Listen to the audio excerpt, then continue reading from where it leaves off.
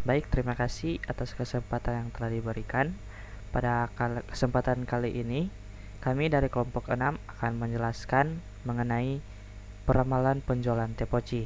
Sebelumnya, memperkenalkan, nama saya Civo Simbo, dan saat ini saya akan menjelaskan mengenai kode yang kami buat pada peramalan tepoci. Pada bagian pertama ini, saya akan menjelaskan mengenai program untuk mempersiapkan data penjualan tepoci selama 6 bulan terakhir. Pada baris kode bulan berisi angka 1 sampai 6 ini untuk mempresentasikan periode waktu setiap bulan. Kemudian pada baris kode penjualan berisi jumlah penjualan tepoci dalam satuan dus, yaitu penjualan 250, 270, 265, 280, 275, dan 290. Selanjutnya, terdapat nilai alfa sebesar 0,4 di sini. Nilai alfa menentukan seberapa besar pengaruh data terbaru terhadap hasil peramalan. Jika alfa besar, misalnya 0,8, hasil peramalan cepat menyesuaikan perubahan terbaru. Jika alfa kecil, misalnya 0,2, maka hasil peramalan menjadi lebih halus dan tidak cepat berubah. Dengan memilih alfa 0,4, kita menginginkan keseimbangan antara perubahan data baru. Dengan memilih alfa yaitu 0,4, kita menginginkan keseimbangan antara perubahan data baru dan kestabilan tren penjualan tepoci. Baik, perkenalkan nama saya Muhammad Albert Maulana.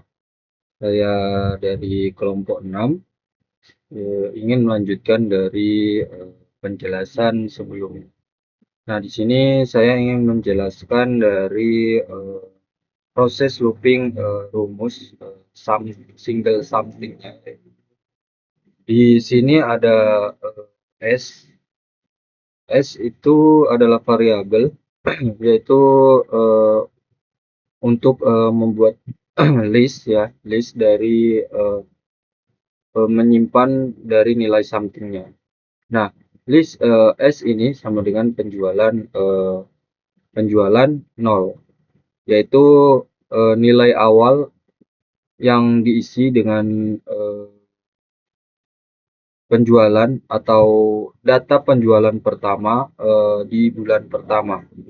Karena pada awal perhitungan belum ada data sebelumnya, maka nilai awal something disamakan dengan data aktual pertama. Terus di sini proses pengulangan dari rumus single something-nya, yaitu perulangannya dimulai dari bulan kedua hingga bulan terakhir, yang dimana rank 1 len penjualan berarti mulai dari indeks 1 data kedua sampai data terakhir. Jadi kalau ada 6 data penjualan, maka T akan berjalan dari 1 sampai 5, dari bulan pertama sampai bulan kelima. Terus di sini itu rumus dari single something-nya, yaitu rumusnya itu adalah ST sama dengan AXT plus dalam kurung 1 kurangi A, tutup kurung, ST dikurangi 1. Nah, untuk ST ini adalah nilai something atau hasil peramalan periode ke T. Terus ini alpha, ini diisi dengan variabel angka 0,4 dikali penjualan. T-nya itu adalah bulannya ini tadi sini. Terus untuk ya alpha seperti nilai konstanta pelicin. Terus untuk selanjutnya itu ini S pen ST, yaitu untuk menambahkan hasil perhitungan something ST ke dalam list S agar tersimpan semua nilai dari something dari setiap bulan ya. Setelah seluruh perulangan selesai, S akan berisi seluruh nilai something. Gitu. Dan baik, saya akan menjelaskan potongan program yang selanjutnya, yaitu pada bagian forecast bulan ke-7. Jadi setelah hasil nilai smoothing selesai dihitung, hasilnya akan ditampilkan dalam bentuk tabel yang dilakukan peramalan untuk bulan ke-7.